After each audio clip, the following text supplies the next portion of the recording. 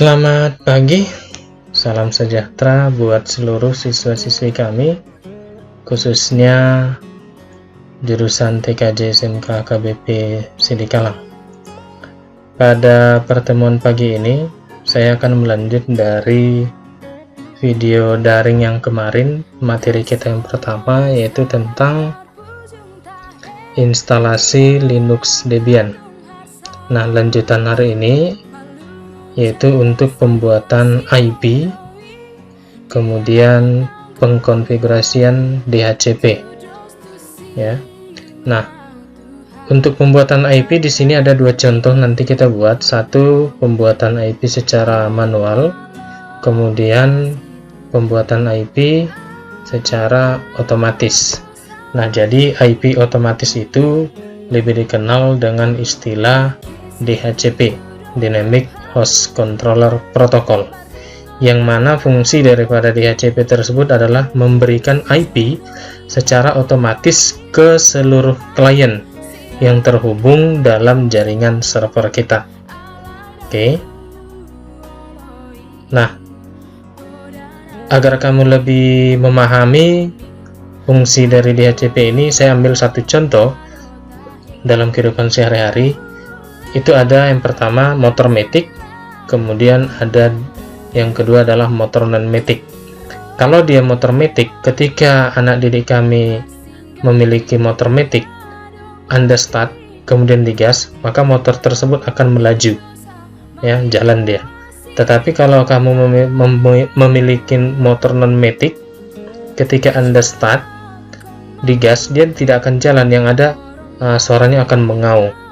Nah, jadi kalau di motor non-matic, kamu harus masukkan dulu gigi 1, 2, atau dan seterusnya, gas, kemudian motor itu akan melaju.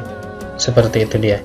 Jadi, motor matic sama dengan IP DHCP atau IP otomatis.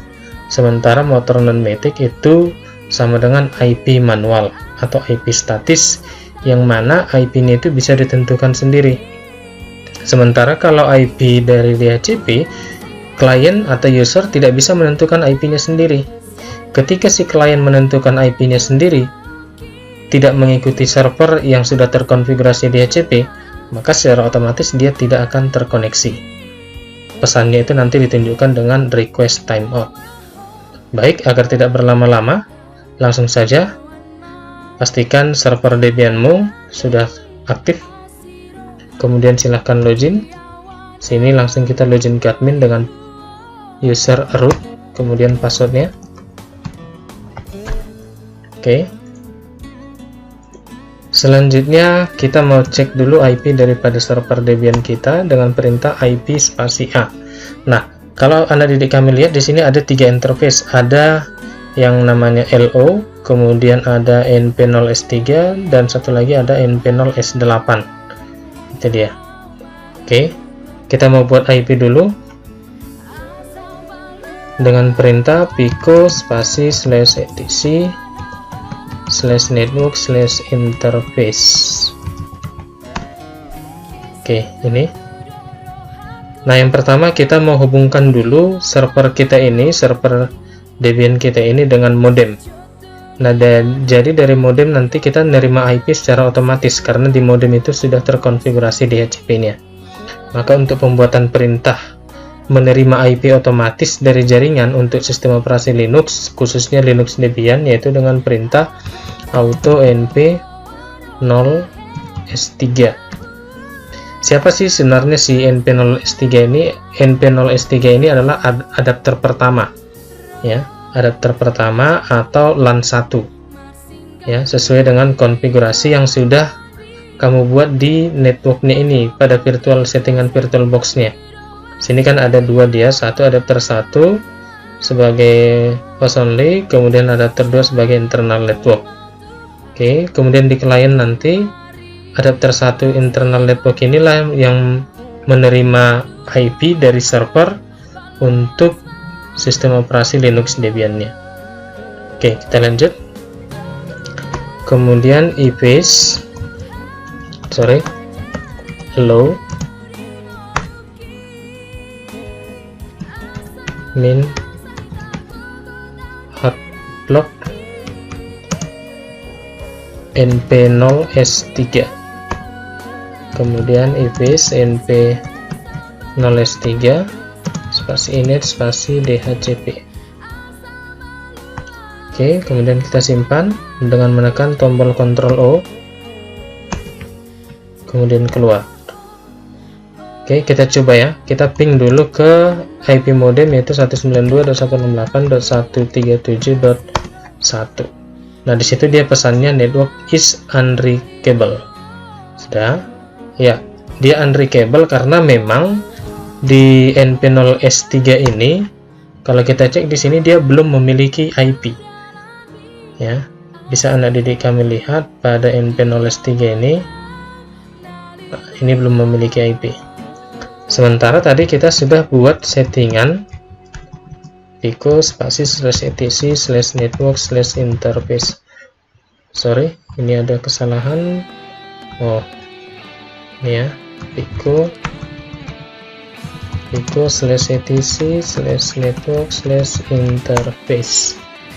Padahal di sini kita sudah buat untuk adapter satunya menerima IP secara otomatis, ya, secara otomatis dari modem. Baik, jadi kalau nanti kamu buat IP atau mengedit IP atau menghapus IP dengan menggunakan perintah pico spasi /etc/network/interface, maka setelah itu, setelah kamu simpan dan keluar, kamu harus melakukan restart networknya, yaitu dengan cara sistem ctl spasi restart spasi networking. Itu dia. Kita enter, kita tunggu beberapa saat, kemudian kita coba cek IP spasi A. Nah, di sana sudah bisa ya, anak didik kami lihat ada inet 192.168.137.112. Nah, itu datangnya dari mana? Kan itu datangnya IP tersebut dari mana? Nah, itu IP itu datang dari modem, ya, IP tersebut datang dari modem. Seperti itu dia.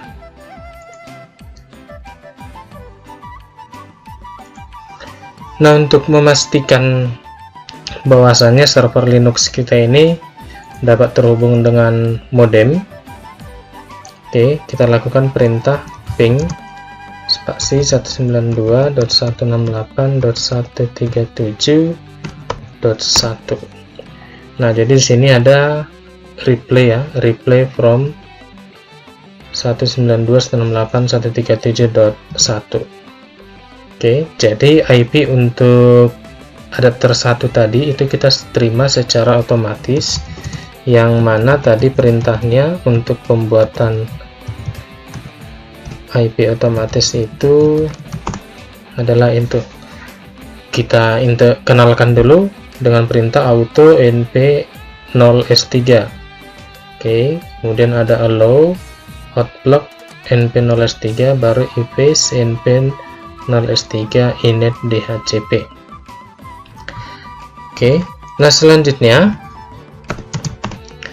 kita mau buat IP dulu untuk adapter yang kedua dengan inisial adapter 2 kita itu adalah np0s8. Oke, jadi np0s8 ini nanti kita buat dia menjadi IP dhcp yang akan diterima oleh si klien kita di sini. Oke, tapi sebelum kita buat dia menjadi dhcp, kita manual dulu ya. Oke, kembali pico /etc/network/interface. Oke, kita buat konfigurasi adapter 2 penghubung server dengan klien. Maka perintahnya auto, kita kenalkan dulu np0s8 nya, kemudian IPs np0s8 init static. Tuh, jadi dia static artinya manual. Maka kita buat address nya, kelompok IP nya 192.168.100.1. dengan netmasknya 255.255.255.0. Nah, kenapa netmasknya 255.255.255.0? Karena IP 192.168.100.1 itu masuk dalam kelompok C, yang mana dalam kelompok IP-nya kalau dia kelas A, subnet masknya itu adalah 255.0.0.0, kelas B 255 subnet masknya 255.0.0, kelas C subnet masknya 255.255.255.0. Oke, kalau sudah kita simpan, Ctrl O, kemudian enter, kemudian Ctrl X. Oke, kita cek. Nah, ternyata si adapter 2 kita NP0S8 itu belum berubah IP-nya, ya, sesuai dengan yang kita buat tadi. Maka seperti yang sudah saya jelaskan di awal, kalau kamu ada melakukan pembuatan IP, edit IP, atau menghapus IP, maka networknya harus di restart dengan cara sistem ctl spasi restart spasi networking sistem. Ini kurang ya, jadi kalau ada perintah nanti command not found, itu artinya perintah tidak dikenal atau tidak ditemukan. Oke, kita tunggu proses restartnya.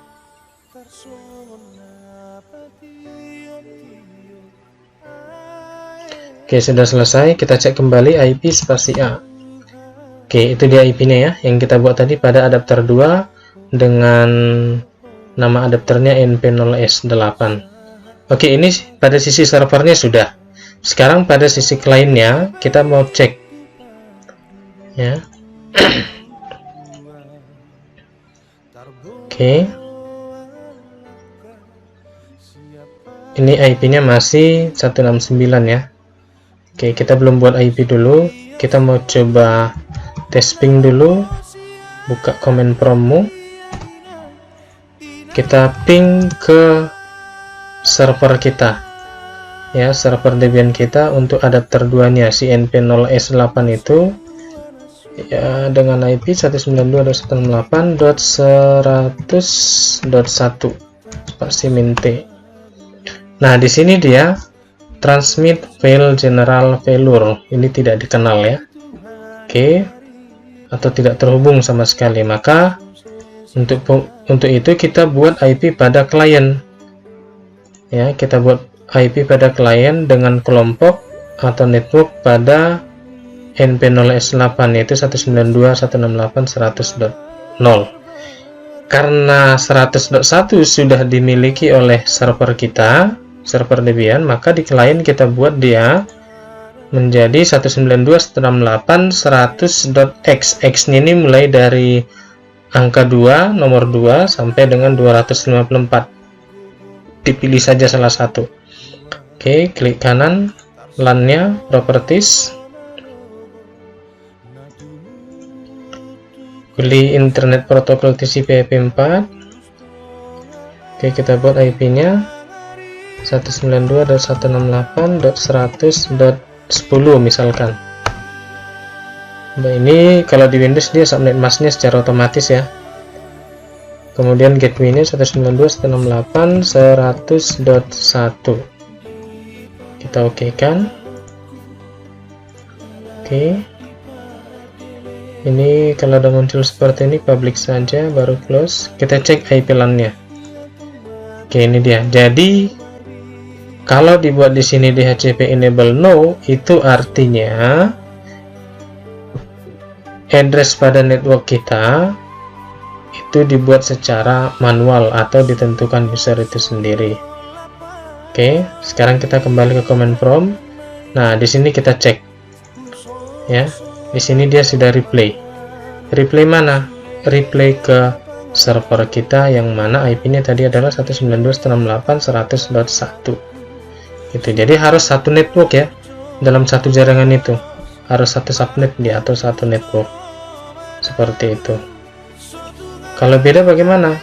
Maka otomatis nanti tidak akan terhubung baik klien ke server ataupun server ke klien. Seperti itu. Kita uji coba ya. kita bedakan dulu pada oktet ketiganya. Biar connect harusnya dia 192.168.100.x. Oke, kita ganti 100 nya jadi 10 misalkan. Kita oke kan, kemudian ini kita lihat perubahan yang terjadi. Nah, di sini dia menjadi failure atau gagal. Baru muncul lagi pesannya destination host unreachable. Destination host unreachable itu artinya tujuan tidak dikenal. Seperti itu. Oke, maka IP-nya kita kembalikan. Ini kita ubah menjadi 100. Oke. Terus kita lihat. Nah, ini dia. Jadi kalau sudah seperti ini, itu artinya dari klien ke server sudah terhubung. Terus kalau kita mau uji coba dari server ke klien, maka ping 192.168.100.10. Jadi anak didik kami, kalau kalian ingin menguji dari server ke klien, maka di server yang kalian ketikkan adalah IP klien. Demikian sebaliknya, kalau mau menguji dari klien ke server, maka di klien yang kalian ketikkan adalah IP server. Oke, ini di servernya saya enter. Oke, itu replay. Oke, jadi contoh yang barusan kita buat itu adalah proses pembuatan atau settingan IP secara manual. Oke, nah yang berikut kita mau buat settingan IP otomatisnya pada server dengan menggunakan paket DHCP. Oke, ini saya clear dulu. Saya bersihkan, jadi fungsi clear di situ untuk membersihkan tampilan layarnya. Oke, perintah untuk paket DHCP-nya adalah apt spasi install spasi isc min dhcp min server. Oke, jadi kalau muncul seperti ini, enable to locate back isc dhcp server, maka kita perlu cek repository, ya, sumber instalasi paket kita dengan cara pico spasi /etc /apt /sources.list. Oke, karena kita pakai updatean offline, maka kita harus masukkan ketiga disk daripada DVD ini, ya. Jadi disknya ini ada 3, ya.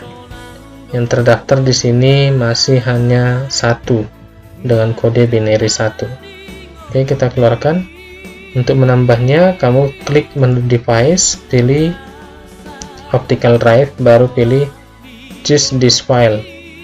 Jadi silakan kamu lihat di mana file ISO-nya tersimpan. Jadi kalau di sekolah kita itu sudah tercopy secara keseluruhan file ISO untuk Debian 10-nya. Oke, karena disk 1 sudah masuk dengan kode binary 1, maka kita masukkan disk 2, open.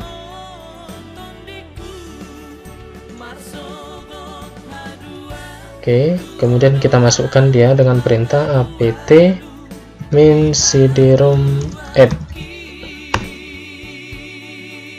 Oke, kita cek kembali pico spasi /etc /apt /sources.list.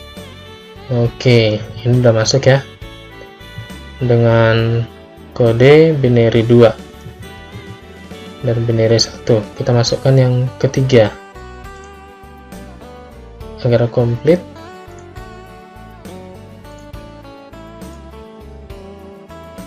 Kalau muncul seperti ini, lakukan saja force on mount. Oke, kita ketikkan kembali apt min cd-rom spasi add. Oke, kita cek apakah sudah masuk yang ketiga.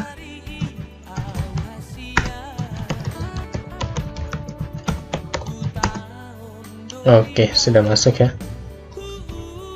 Ini binary 3. Oke, kalau sudah, kita lakukan perintah instalasi paket DHCP-nya, apt install spasi isc min dhcp min server. Oke, kalau ada muncul konfirmasi seperti itu, di yes-kan saja. Yes. Nah, di sini dia minta ya. Untuk binary 2 atau disk 2 kita kembalikan, pilih disk 2, force unknown. Kalau sudah, enter.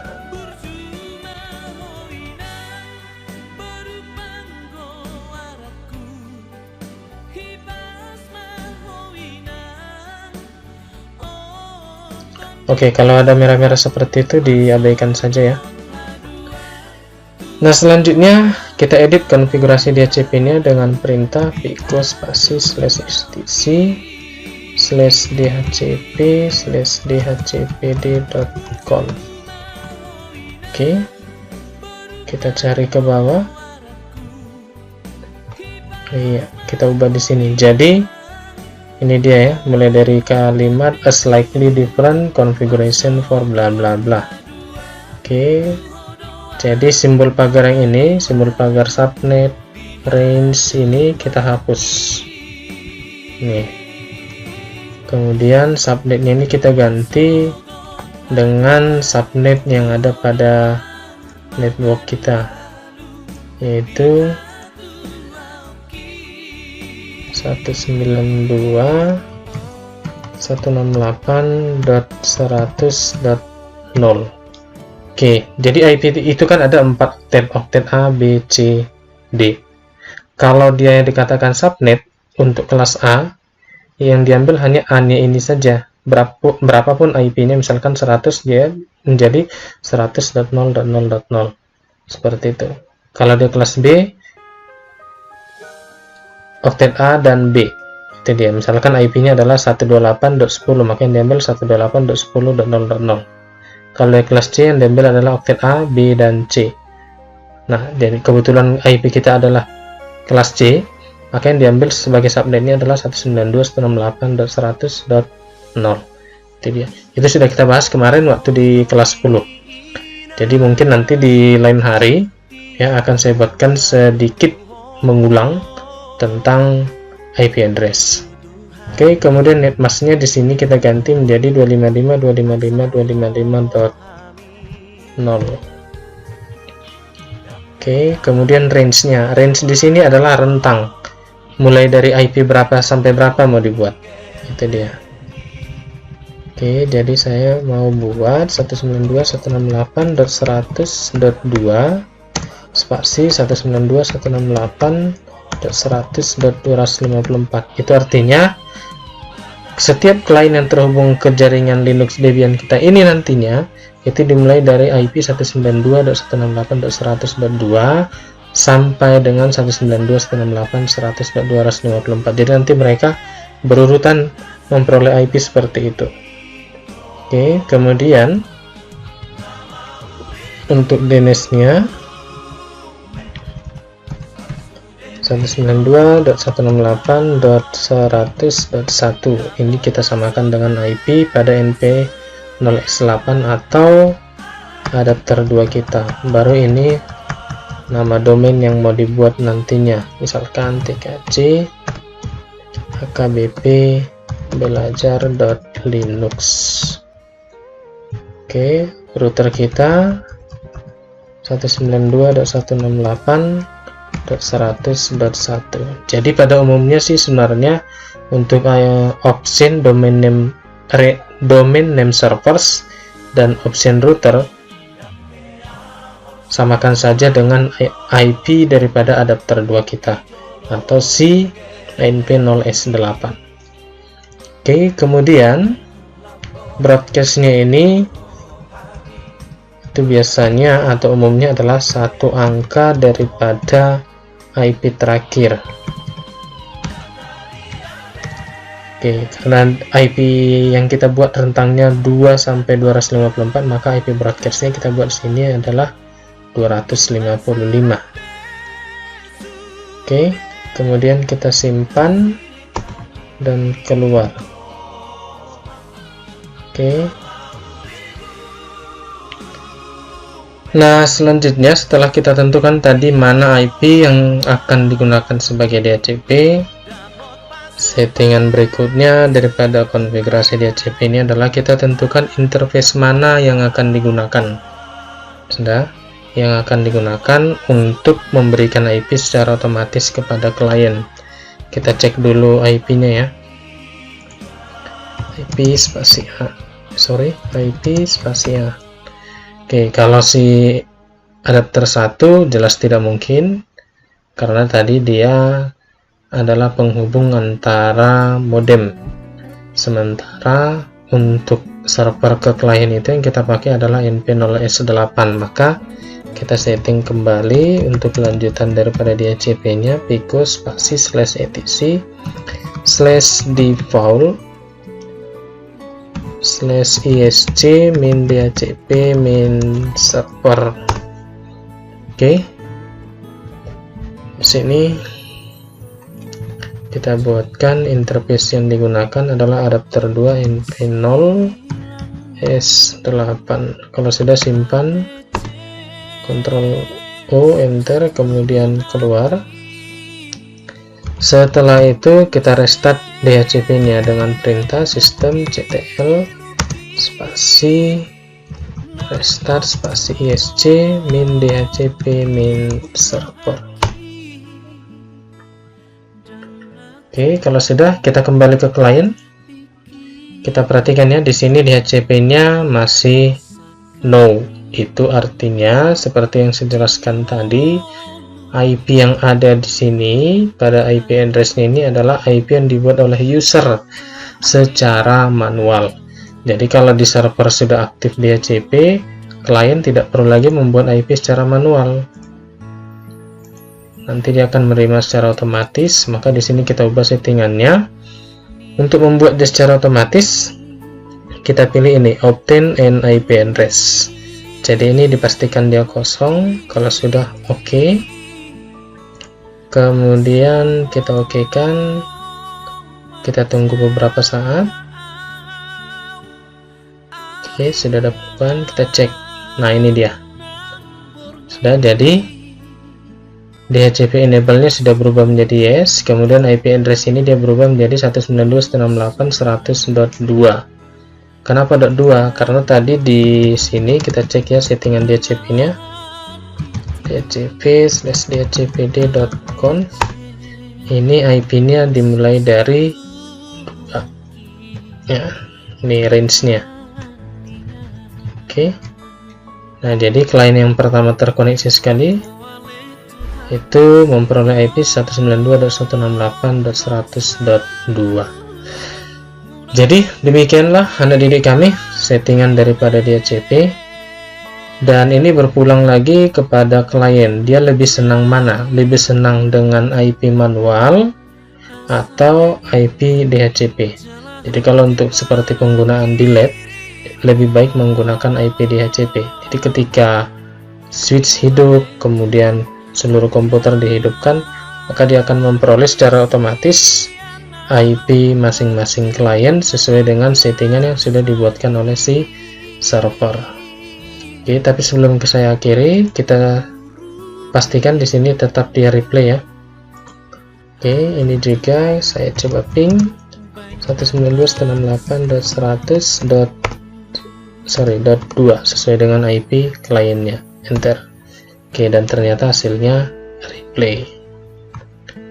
Oke, demikianlah seluruhnya konfigurasi pembuatan IP manual, contoh IP manual, kemudian konfigurasi DHCP atau lebih dikenal dengan IP otomatis. Saya harap anak didik kami melihat video ini secara utuh, kemudian sambil dipraktikkan, jangan dipotong-potong seperti itu ya. Jadi cukup sekian dulu sampai di sini pertemuan kita. Nanti di pertemuan selanjutnya kita akan membahas tentang FTP, File Transfer Protocol.